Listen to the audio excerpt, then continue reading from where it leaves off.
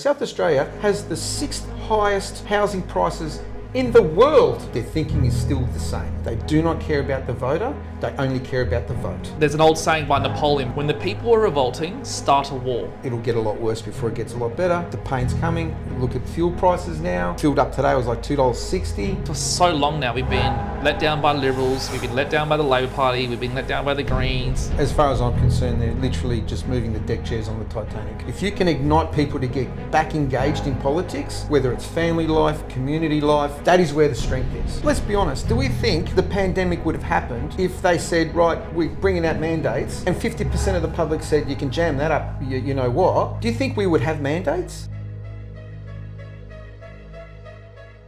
All right, guys, we're back with a big episode. I'm joined again by Carlos Quaremba. I remembered. See? Well done, buddy.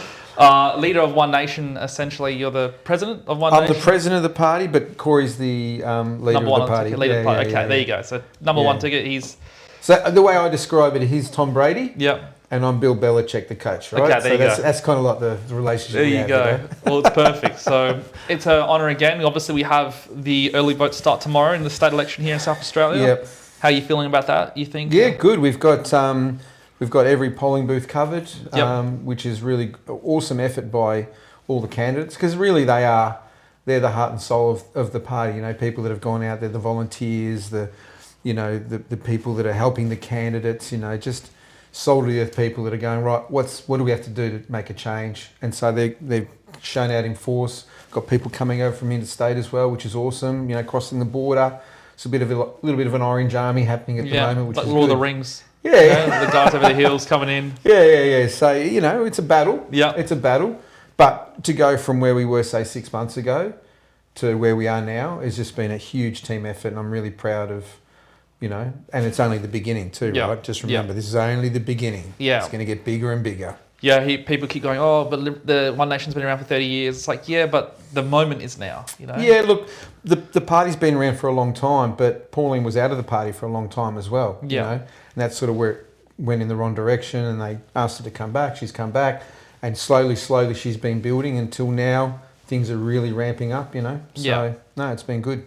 I guess, I've just had 2 podcasts with Ashton Hearn, leader of Liberal Party, and then Ben Hood, which has now gone live. And, you know, my prompting was kind of trying to share why people are not happy with the Liberal Party. And I guess the kind of messaging they're giving me is, look, we want to try and endeavour to be a party that says no to like these globalist agendas, like these woke ideas that have like taken over the Western world, essentially. Do you, I'm sure you've seen the comments, do you feel like they can actually facilitate a real change, or do you think it's just all smoke and mirrors? Smoke and mirrors. Yeah? Yeah. They're, as far as I'm concerned, they're literally just moving the deck chairs on the Titanic. I've said that before, and, you know, I look, I'm a little disappointed at the attacks from the Liberal Party. Am I surprised? No. You know, because... You know, when a petulant child doesn't understand why it's petulant, it just carries on like it does. It doesn't want to look in the mirror. It doesn't want to take, it doesn't want to take responsibility for its actions. Because let's be honest, like, they were in charge for 4 years, and then they handed their power over to the police minister during COVID, right? And then they were in opposition for 4 years, and they've done more fighting amongst themselves instead of against the Labor Party. And so this is why you have the Labor Party you have. That squarely falls at the shoulders of the opposition. And my suggestion, or what I would say to the Liberal Party, is go down to your local bookstore and get a dictionary and look under the word opposition, and then you'll redefine who you are as a party. That'd be the first thing. And then get a mirror, because the problem starts from what you're looking at. Yeah. Right? So, and I know some people may say that's harsh, but it is what it is. Yeah. You know? So it's a bit of a gloves off moment, because I've told the Liberal Party that a big issue is, because my job is to help everyone, right? That's kind of what I facilitate here. I'm here to help conservative voices and Christian values and all that, right? And my whole thing was, the Liberal Party system worked back in the 60s and the 40s and the 50s because everyone was conservative back then. Everyone was a Christian back then. Yeah. Now the world's changed. Half the world's like atheists. A lot of people aren't really conservative. A lot of people buy into the global agendas. They watch Hollywood. They get their minds poisoned by these woke ideas. And what you've seen is that because the Liberal Party has kept with the same model and it hasn't updated to what it should be now to match the times, the party is just full of, or the party was full of a lot of moderates and left-leaning people in a Conservative Party, which didn't make any sense. Yeah. And they would say, oh, it's a broad church, it's a broad church. Like, yeah, it was a broad church in a Conservative Party, not a broad church in the entire political spectrum. Yeah, look, it's a broad church, but it doesn't have a common religion. That's the problem with the Liberal Party, right? Yeah. And well, they even won't call it. I'm surprised they call it a broad church, not a broad mosque. Yeah, well, that could be argued as well. But like, all I see, and I've spoken to quite a few people from within the Liberal Party. It's amazing how many Liberals actually talk to me and tell me what goes on. You know, they can't even keep their own tent closed. Yeah. And yet they have the audacity to have a go at us and who we are, right? Yeah. And so all I hear is that they're all just infighting and bickering, whether it's the moderates or the conservatives, or it's like you've got two parties within a party that are pulling in opposite directions. And while they're doing that, they're not unified. I can guarantee you One Nation is unified in some pretty basic things, the way we think and the way we are, you know? And so, you know, I mean, I've gone around obviously to a lot of forums and met a lot of different candidates from different places, and I've probably spoken to half a dozen Liberal candidates that are running now who, after the election, want to reach out and talk about joining the party. I mean, if you're running candidates now and they're talking about jumping ship after the election, what can I tell you? You know what I mean? Like, what sort of unity do you have? Yeah. And so, you know, look, I didn't start this little bickering war, but I'll tell you, sure as shit, I'm going to end it. Yeah. Okay? And I'm going to say some home truths that they may not want to hear, or some within the party might not even acknowledge or understand what's going on. So, you know, I've said to a few of them, if you're really conservative, come and join the Conservative Party, because it sure as shit ain't the Liberal Party, right? And the fact that, you know, we're in a predicament where we're looking at wall-to-wall Labor, and they have the audacity to say that that's our fault. I mean, come on. Like, that to me just reeks of just incompetence. Yeah, I mean, in terms of just playing the game here, right? Let's think about this. One Nation, what, 30%, let's say, the population now, or at least in SA or whatever, across the country. Do you think One Nation can get that 21% and need to get to 51% if you do stand by these traditional conservative values? Yeah. Do you think the country still has that conservative soul inside it? Or do you think... Because I think the Liberals' whole thing is, potentially was in the past at least, was we have to please the moderates, we have to please like the left, centre, woke people, because if we don't, we can never win an election. Do you think One Nation... How's that working out for them? Yeah. How's that working out for them right now? Yeah. Right? And I've heard this from him a few times on a few key issues, whether it was the hate crimes bill or whether it was the laws about the electoral funding. Oh, look, we had to, you know, make some amendments and then we voted on it because otherwise it would have been a lot worse. Yeah. Well, my argument is, let it be a lot worse and then convince the people how bad it was and then get the power back from the people and then change it. Because all you've done is accepted that that's the standard now. You've accepted that, you know, I guess, and I've heard this so many times before, I've heard people go, oh, it's the lesser of two evils. And I always think to myself, when you're going with the lesser of two evils, you're still going with evil. Yeah. Right? So have a principled position, go out there and debate it, spend some time actually convincing the people of what you're saying is better for the state, for the country, and fight. Yeah. And they don't do that. They just, to me, it's like, there's no backbone, there's no conviction, there's no going up against Malinowskis and saying, this is why this is so bad for the country, or so bad for the state, and this is what we're proposing to do. And all I see at the moment is like the bickering. And I'll tell you something else, George. Yeah. And this is for all your listeners. If you really want to know who the Labor Party think is the opposition in this state, every time you go to pick up a how to vote card, you go and look at who is the last person on that list in every how to vote card that Labor put out. And I can guarantee you it's not the Liberal Party, it's us. Yeah. Right? Complete opposites. Not here, we're complete opposites. We are the opposition to the Labor Party. And so much so now that even from a small party with no elected members, we are able to get the Labor, Melly from marketing to come out only just today and say, or yesterday and say, patriotism isn't bad. Because he's bleeding votes to us as well, Yeah, right? of course. The blue collar vote is now coming to us, which used to be staunch Labor people. They've had a gutful of the Labor people. And this is the one thing that One Nation can do that the Liberal Party just can't. It cannot pick up that strong, blue collar, tradie, hardworking vote. Because those people don't believe in the Liberal Party. They think they're a bunch of elites, and all the conversations I'd have with these people and all the carry-on they've had about having a crack at One Nation, about no preference deals, as said, like, they're just carrying on like a bunch of entitled pricks. Yeah. Yeah.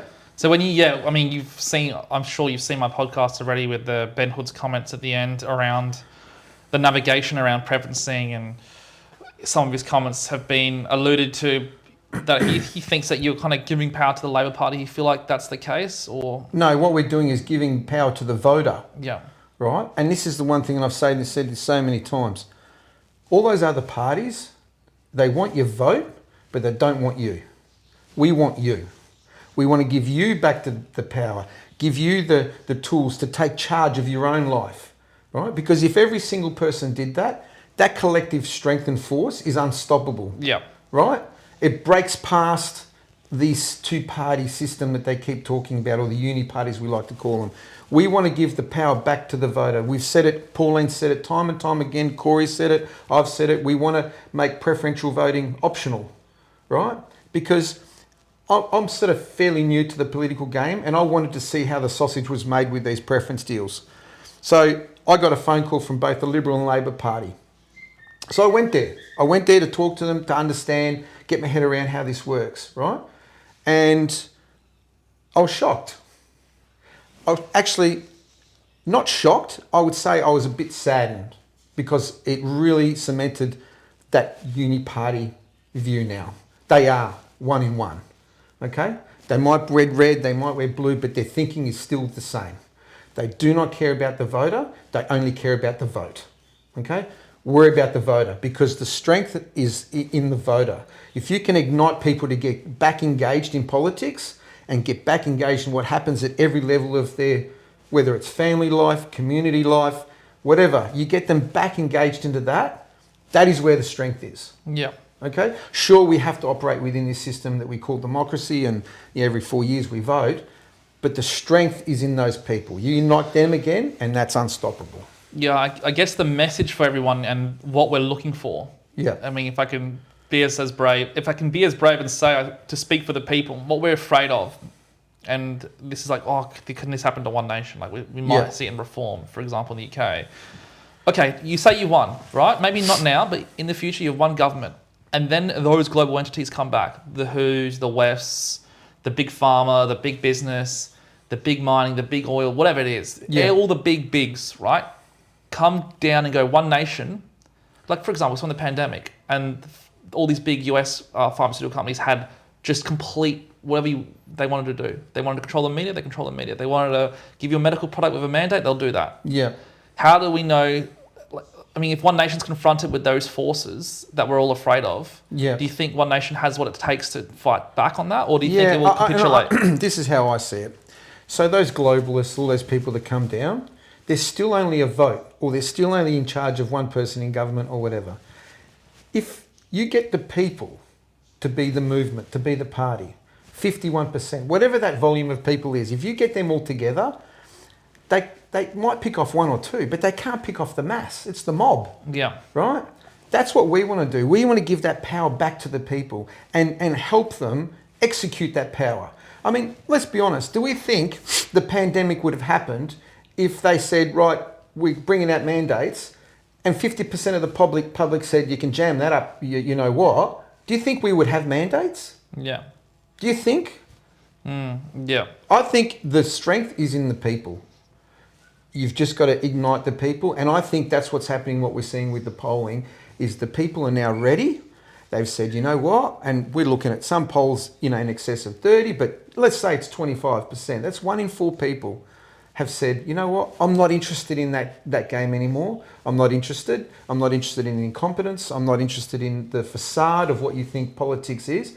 I am going to take ownership, and come polling day, I'm going to let you know what I really think about you. And I think those numbers are going to keep growing and growing. And I think that's where the strength of the people is. does One Nation have a safeguard around? So obviously the idea of like the people being the voice, that's fantastic, right? But what we saw in the pandemic, for example, I'm using the pandemic because it's the closest to historical history and even just the wars, right? What we see is the media machine, right? People, like regular, everyday, salty of Australians, they're too busy to be doing what I'm doing, spending 8 hours a day studying and researching the globalists and the agendas and stuff. They get home, they might turn on the TV, they might turn on the radio, they'll see, oh, global pandemic, everyone's dying, you got to do all this stuff. And they don't have time to do the research until it's too late. Yeah. So I guess my point is, say there's another global agenda, right? What the global agenda use, they use the media machine, the mainstream media machine, to convince all the people we're too busy to notice anything. They're too busy working, they're too busy, worrying about paying the bills to pay attention to what's actually happening. Yeah. What's if it is 50 or 55% of the population that think, oh, this might be the right thing to do, but then there's little old George here who's been like sitting there for 8 hours studying everything every day, going, oh my God, guys, watch out, this is a trap. Does One Nation have like a safeguard around that as well to suit the contrarians, to suit those like people who call out the system? Yeah, look, we're not going to get control of the mainstream media. We don't want that, because that's part of the problem.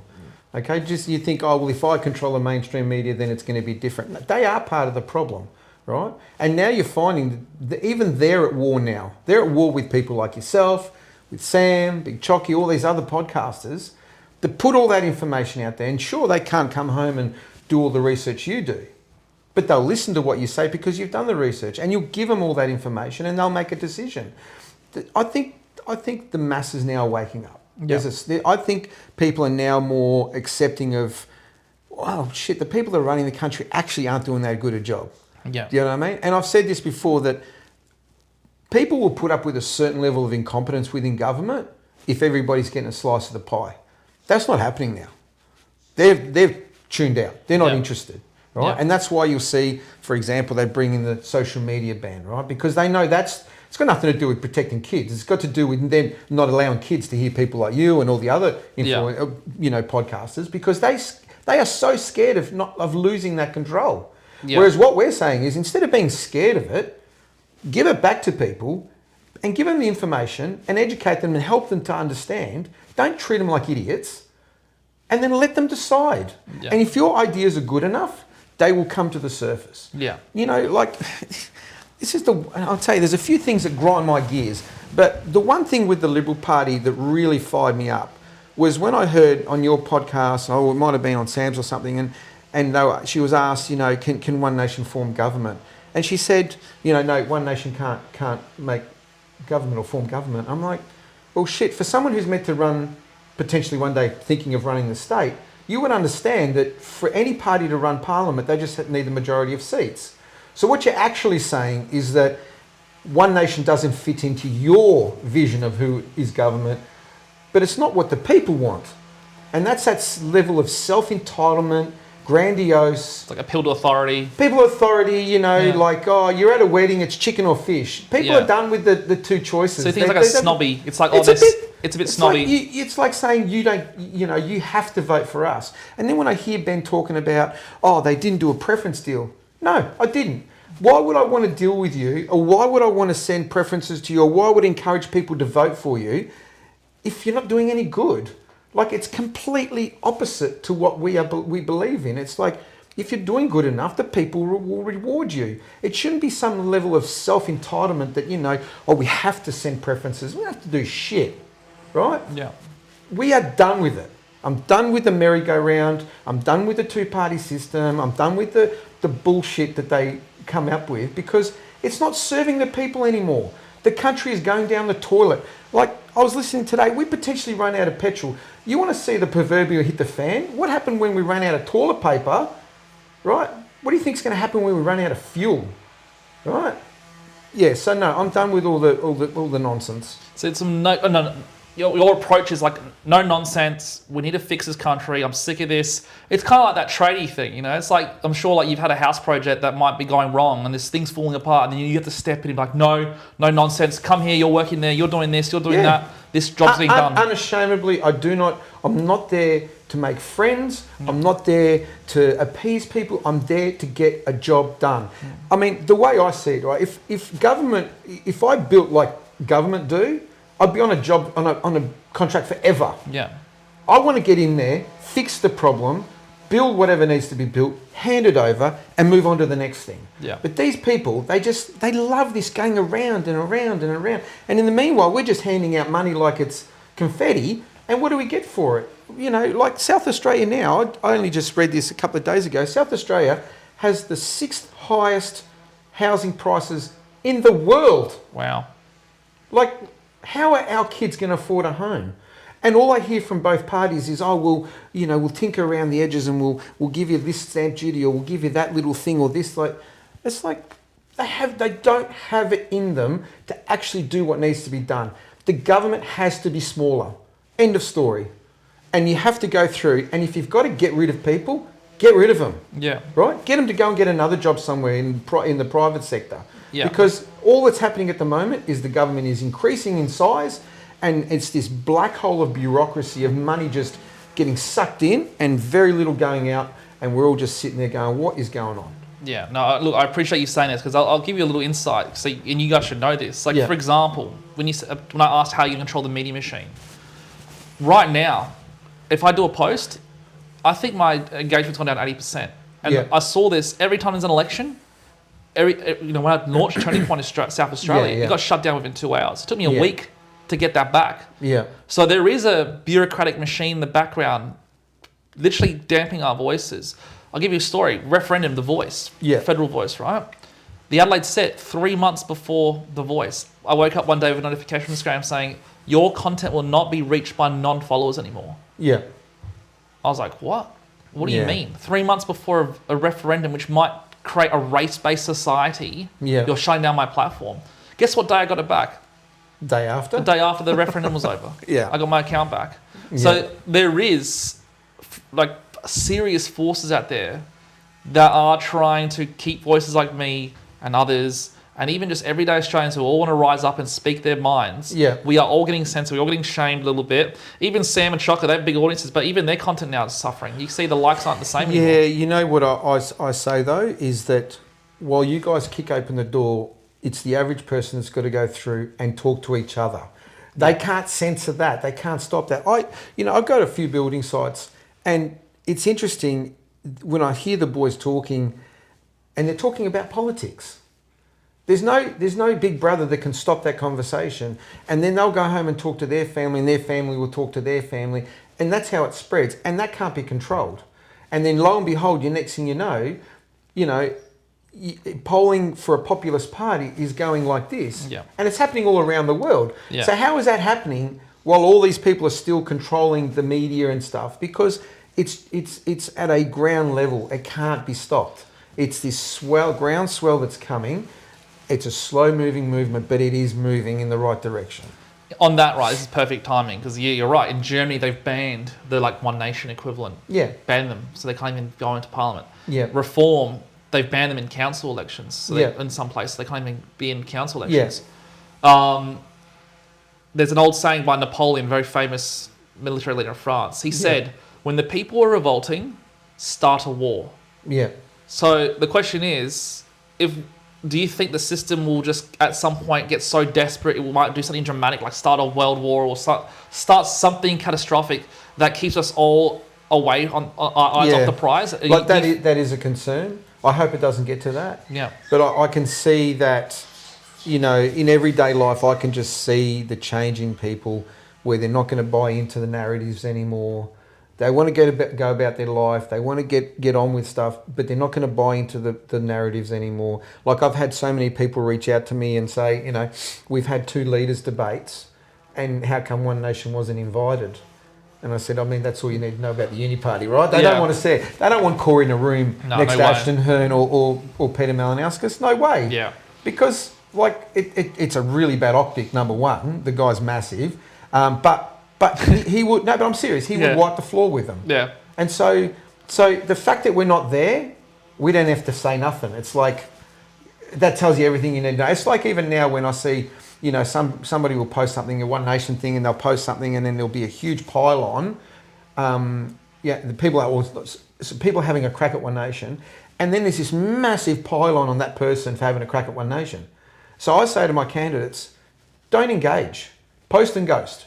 Put up what you've done. You've gone to see these people. You've spoken to these people in the community. This is what you're going to do for your community, and then get out and let people. And the defence now of One Nation across the board, and I think you can see that too, because even the Labor Party now aren't coming after us because, or even they're starting to speak like us. As I said, Malinowskis come out and said, "Oh, you know, there's nothing wrong with patriotism." Of course, there's nothing wrong with patriotism, right? But he's saying that because he knows that is our people. We're patriotic people. Yeah. You know, so they're starting. So we are now moulding and pushing government in a certain direction, and we haven't even had the election yet. Can you imagine if we get people up and where we're going to go? I mean, I think they really are worried about us. I don't think they're worried about the Liberal Party. Yeah. I mean, they want to keep them around because, you know, the Liberal Party is, you know, the opposition. They want to keep that appearance going. But like I said to you, have a look at every Labor how to vote card and we will be at the bottom, the complete opposite of the Labor Party. That is the true opposition in this state. So that's fantastic here. And I guess the most important thing for people to understand back at home now is that there's always a mistrust. Like for so long now, we've been let down by Liberals, we've been let down by the Labor Party, we've been let down by the Greens. Everyone's let us down, and people are afraid. What if One Nation lets us down? That's like this, especially for young men. There's like a fear. What is your if you could speak to all these young men and women out there who are worried in that community, who are like worried about foreign nations or the USA and all these interests that are outside of Australia, who really want Australia first. They want South Australia first. They want to be able to buy their own home and feel like they own part of their country. They want to feel like this country could become like a super country one day with its own infrastructure, its own, like we have some of the biggest resources in the world. Like Australia should be like Dubai. Adelaide should be like Dubai. We have so much oil. We have so much stuff in the ground. Yeah. For those people, are you going to be compromised? Are you a strong? Can you?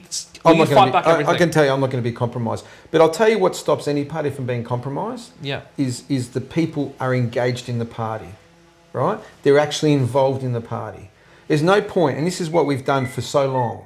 We've either just voted one way, or we've become a member of a party, but we don't rock up, or we do this, or there's no real, engagement, right? We want people to engage. Yeah. And I mean, come to the branch meetings. Yes, fantastic, become a member. Awesome, thank you very much. But I want to hear from you. I want to hear from your ideas. I want to hear, because I don't want to know what's affecting you, and I'm not going to know that unless you come and talk to me, or you come and talk at a branch, or you come and come to a meeting. That is the type of engagement that One Nation wants. So that's what I'm saying. You get all these people involved, and suddenly the strength. It's very hard to change that, right? Yeah. You get them, everybody moving in the same direction. That's a huge force. I mean, like, I'll give you an example, and you know more about social media engagement, but the Liberal Party, I think, their Facebook page is like 13,000 people. Yeah. I think the Labor's the same, right? Yeah. Our Facebook page in 6 months has gone from a few hundred people to 45,000 now. Yeah. Okay? So that's people going, I want to engage with the party. I go, great, awesome. Now come to the meetings. You got your opportunity to speak. After the election, if I'm lucky enough to be elected, I'll be going to all of the branch meetings. We've got 11 branches starting up. I'll be going to all of them. I want to hear from you. Yeah. That is the engagement that keeps me and the party and what we're doing on the straight and narrow. Yeah. Right? Don't just go, I voted, I don't want to know about it. Because that has got us to this point. Okay? Yeah. And I know with some parties it's hard to get involved because they like to put up the gatekeepers. Right? They like to push away and and that, because that gives them control of that machine, right? Yeah. Our machine is always evolving, getting stronger and stronger, and getting, the machines that the Labor Party and the Liberal Party, these are things of the past now. And I think you'll find that once the Liberal Party's gone and out of the way, the Labor Party will be next. Yeah. Okay, great. Give me a second. I'm just going to put my dog in the cage because he just keeps... Yeah, and Sorry, guys, I just had to get my dog because you could probably hear him crying in the background. I'll say one thing actually, Carlos, and I wanted to share this with you. To be honest, and to my audience as well out there, Carlos has been very honest and upfront. Like, I've got so many questions, and you guys know me. I'm pretty out there. I ask some pretty out there questions, and Carlos has been able to give you an answer for everything, and not like in a wishy-washy way. He's like, I might not be the most knowledgeable about a certain topic, but I promise I will look more into it, and he always has like an authentic answer, and I really do appreciate that from you. And I think that's what we need. Like, we don't need politicians. We need leaders. Yeah. We're sick of politicians. We need actual leadership. And this is a question, like, what is a politician? What is a leader? What is the person we need right now in this moment? I was at a candidate meet and greet last night, and I listened to this guy talk with passion. He cared. His son was there, his wife was there. You could see he had skin in the game. It wasn't just a career or potential move for him. This was actually, I'm really tired. I'm sick of what's going on with my state. I'm really concerned about the future of my country. So I'm putting my hand up. And that, you can't teach that. They either got it or they don't. Yeah. Right? And that was the thing that that I just thought, you know what? People are like, oh, how's One Nation going to go? Because it doesn't have people that have been in politics. Well, first, as far as I'm concerned, that's probably a good thing. Right? Because we've had these cardboard cutouts. We've had these cogs within the machines that get changed all the time. And what have we ended up with? More of the same. More of the same, yeah. Right? So maybe something completely different. And to be perfectly honest with you, a lower house member, they might do a speech, they'll vote in Parliament, but the main thing they have to do is engage with their community and represent their community. And each and every one of our candidates have been about that. They're out there and they're like groups. They get together, little suburbs here. They'll go and campaign together. They're having a ball. And one of the biggest concerns for me, obviously, is they're so engaged with the community that after the election, if they don't get elected, there's going to be this, what do I do now? But I've told them all, right? You got a week off, and then you start getting ready for local council elections, right? Yeah. Because I want to get as many people elected into local government. That needs to be changed. Yeah. Okay, so that's a big call out to your listeners too. You want to get involved? There's another step. We're going to go after local governments, Yeah. right? Because they are out of control, Yeah. right? So it's just that constant. And now this is what I'm saying. We're just going to keep driving every election. We're going to contest every election. We're going to have members. We're going to build the party. This is not stopping. This isn't just okay, we're done now. We've got a couple whatever up. And that's it. No, hell no. This is now pedal to the metal. We are going. And I'll tell you now, if the Liberal Party want to help and work out, or there's people there, great. Olive branch. Okay. You get in the way, I'm going to run straight over the top of you. The Yeah. One Nation truck is going straight over the top of you. Yeah, so if you can kind of clarify on that message, what would your message be to the Liberal Party? They are trying to create.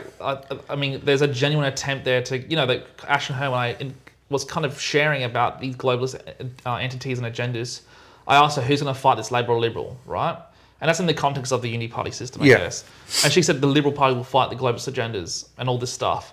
Do you think there's actually a page turning that could actually happen, or do you think it's kind of just a false? They don't really know what they're getting themselves into. I don't think they've got the backbone or the stones to go up against the Labor Party and fight them in the trenches. I don't think they've got it in them. And just quickly, there'll be some people there that that are already elected. There's a few that consider themselves to be conservative. Well, let's see. Let's see how really conservative, and let's see how down into the trenches you want to go, because where the Labor Party is now, you got to get down there with them, and it's a dogfight. And I just don't know. I don't see it that they have it in them. And for all those people who have voted Liberals their whole life, they still love Liberals in their heart, but they're just disappointed. If you could see that the Liberal Party did try to make genuine change, and you feel like One Nation could help them, and I mean, like, where you, Carlos, believe for real that the Liberal Party would try and actually become conservative and actually really care about, put Australia first, would One Nation still try? Would One Nation help them, or do you think it's like, nah, there's no help there? It's too bad, too sad. Okay, help means that they're not at equal. Yeah. Right? My job is not to fix the Liberal Party. Yeah. That's their job. Yeah. Right? My job is to keep building the party. Pauline, all the senators, we're just getting bigger and bigger and stronger and stronger. Right? My job is not to babysit if them. they want to come along and fight and they show some courage, we fight in lockstep to push back on the Labor and the Greens party. Right? Yeah. But my job isn't to make them better. Yeah, they got to work. They got to work their shit water. out for themselves, right? And we've had 8 years of it, and it's gotten us nowhere. Yeah, right? I would actually argue it's in since John Howard, to be honest. Well, John Howard's this. And I'm glad you brought up John Howard, because this is a really interesting one, right? A lot of people see John Howard as this bastion of, the last good Liberal leader. I've got this little theory, right? Had John Howard actually spoken to Pauline and said, listen, we want to keep you in the tent. We're gonna defend you. We're gonna help and bring you up and build you up and stuff, and make you part of the Liberal Party. I wouldn't be sitting here with you today. Think about that for a minute. Yeah. So if for all the good that he's done, he actually created One Nation in a way. Yeah, I agree. Right? Yeah. You think about it, he created One Nation. Yeah. And the other thing that Mr. Howard didn't do, and he did a lot of good things, but the other thing he didn't do is there's no succession. Because literally after him, who do we have? Who's coming through the Liberal Party? Mick Turnbull. Like, you know what I mean? Like, he left the party and it's fallen in a heap. And they've been fighting against each other ever since. And in the meantime, I mean, if you really want to know how bad the Liberal Party is, we've got Albanese as our Prime Minister. Right? So that tells you that they are so bad that we've got an absolute peanut running the show now. Yeah. Right? Undercover communists, essentially. Well, exactly. And so how? How did this happen? Yeah. Because there's no pushing back on that level of communism, whatever you want to call it, socialism, whatever. There's no pushback. They're in lockstep. Yeah. And even now, they're fighting amongst themselves. And, I only just heard Matt Canavan's come on board now. Matt's a great guy, but already fuzzed it on the first question when, asked about things, because now he was a cog kind of outside the machine. They've jammed him into this machine, and that machine's just churned him into the same thing. Yeah. And this is the one thing that I got from, I've spoken to Corey, I've spoken to Barnaby, and you know what they've said to me? They have a level of freedom to say what they want to say that they've never had before in the political sphere.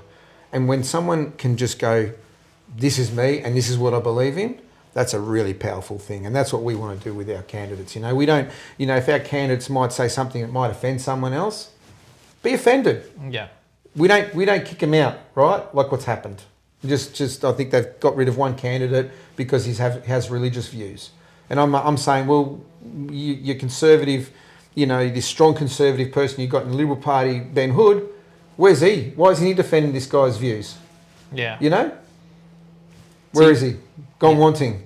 Why? Because now he's part of this machine, and that cog can't do what it wants to do before because now it has to play the game. Yeah.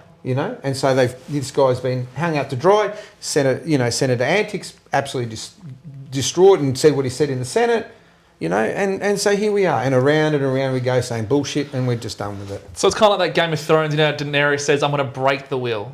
You want to kind of be that, obviously she went crazy in the end, but you want to We don't want to go crazy. Yeah. What we want to do is we want to pull the curtains open and show people what actually goes on in government and let them decide whether that's acceptable or not. Okay, so going into that, this is going to be the biggest undoing, right? And I'll tell you why. Yeah. It's going to be a geopolitical thing, and your One Nation's going to get tested because, now we're hearing stories that Australians are going to be sent to Iran to fight in wars over there, and we're going to fight everyone's war, we're going to fight the US's war, we're going to fight this country's war. It's like, what happens when in Parliament or in South Australian Parliament, someone cheeky asks you a question, aren't you going to support the US or this country or this country and this country, and you guys, obviously we have such diverse groups in this country. They're all going to be wanting, the Islamic community are going to want their way. The Christian community are going to want their way. The Jewish community are going to want their way. They're all going to want their way, even though it's not in Australia first, technically. It's kind of... Do you know why this is happening? Why? Do you know why we're hearing all these little minority groups all chirping and everything? Because there's not one strong, overarching philosophy and principled country. We have created a vacuum because we've taken out the Australian identity. We've taken out what is, the Aussie in Australia. And so when you take that out, other things take that position. Yeah. We need to put that back in and stamp it with authority and go, you know what? You can bring your whatever religion you like, whatever food you like, whatever your culture is, but it's under this umbrella. Yeah. Right? The Australia first. And Australia first. Yeah. And if you don't like it, go back to where you came from. Yeah. No one's holding a gun to your head here. Yeah. But it's like if I came to your house, right, today, I come to your house and I start rearranging shit. Yeah, put flags up everywhere. Whatever I do, right? Yeah, like, what are you doing? Would you invite me back? No, I'm baby, but it'll be annoyed. I'd be like, what are you doing? Yeah. Like, no. You know? That's just a good example. It'd be like, yeah, this is not a problem. Like me coming to your house and I'm going to put like a Christian cross on there and I'll put like a little like a Muslim prayer mat on the ground there and I'll put a thing there. I'm like, dude, just... you know, like, you come into my place, this is how I operate. Mate, I get upset when people park in my parking spot at home. You ask my wife, I get absolutely livid because it's like, this is just my little thing, right? Respect it. And I've made it clear to everybody. And, you know, the kids get a little bit upset about it. But it's like, it is what it is. So we need to bring back that strong core strength, you know, the idea of what it means to be Australian. It's a patriotism. It's a patriotism, but it's not an ockerism, right? It's not like that. It's not like going to the cricket and getting smashed and shit like that. It's just a sense of what we are as Australians. And I think, you know, a lot of people say the laid back attitude is kind of undone us. And it has to a degree. But it's also, there's a level of strength in that. Like, I'm pretty laid back up until the point I'm not. Yeah. Right? And I'll make it very clear. This is my line. You're coming close. Once you cross it, there's no going back. Yeah. Right? I've made it very clear. Okay? And so that's the sort of level of, or that's the sort of strength that we need back in our cultural identity. And then everything else will be like, well, I'm coming to Australia. I know what it means to be Australian. It doesn't mean just that I've got to sing the national anthem, whatever. It actually means that I don't bring my bullshit here. Yeah. Like I wouldn't go to someone's house and carry on and then expect to be invited back. Yeah. Right? I guess that's my message as well. Like, I love that we have a multicultural society at a point. You know, I love that there's Greek Australians, Italian Australians. I mean, we can go in and get food and all this stuff. Like, it's amazing. But at the end of the day, when you come to Australia, you have to embody what it means to be Australian, the land, the people, and the history. And that's evolved over time, obviously, because we've had people come to the country. Yeah. But even back then, you know, in the 40s, 50s, 60s, 70s, we still had that, you know, Italian, Greeks, Vietnamese, Lebanon, we still had that Aussie. Yeah. Right? Whereas now, it's like the people that are coming here don't want that. No. They just want all the good stuff.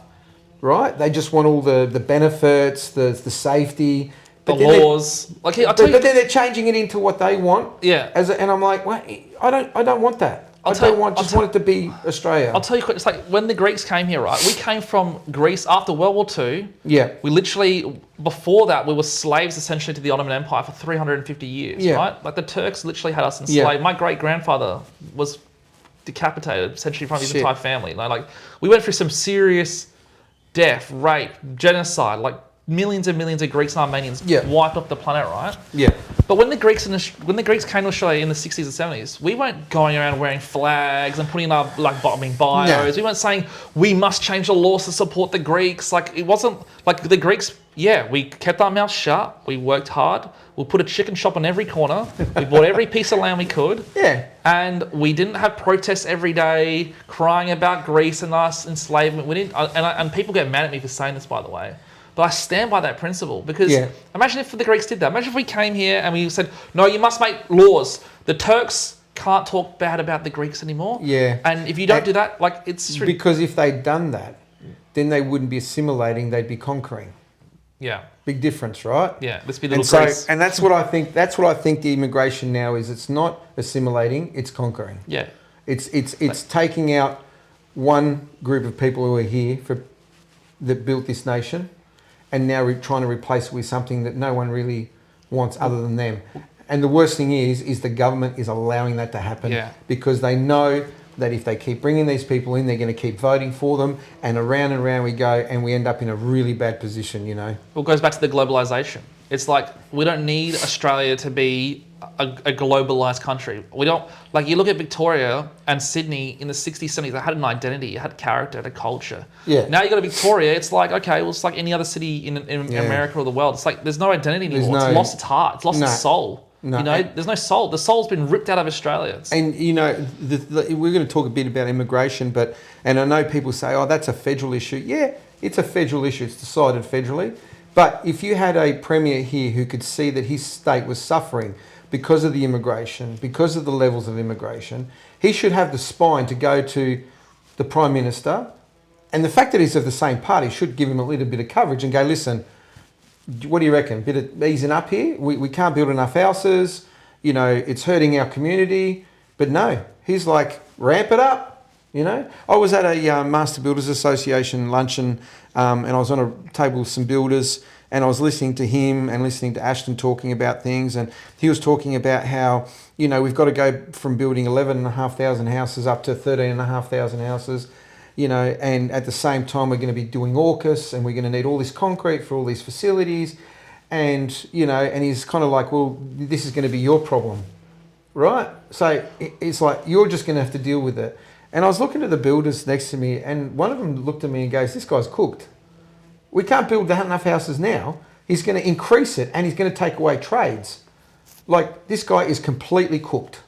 And so we are going to see a huge housing crisis in this state in the next few years, because we're not going to be able to get materials. We're not going to be able to get trades because they're going to be doing other things. And there's going to be more homeless. And then the question is going to be asked, how do we get here? And I can tell you how we got here is because no one said to him, listen, ease up, pull back.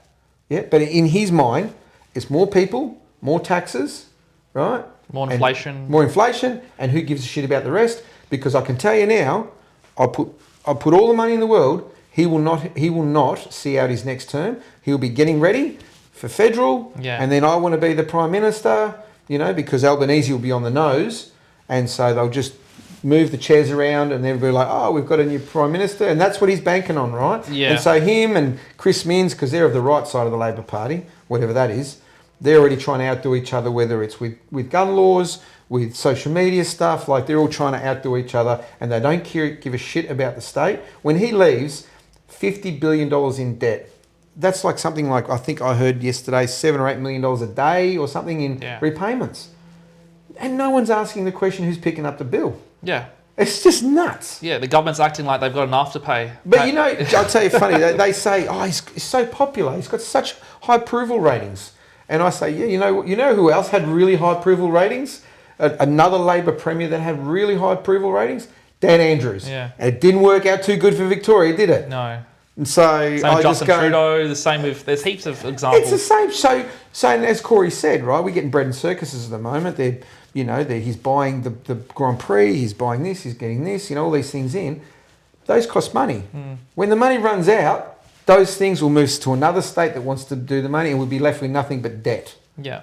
So we need to start thinking about how we're going to maintain things, what should we really be spending on.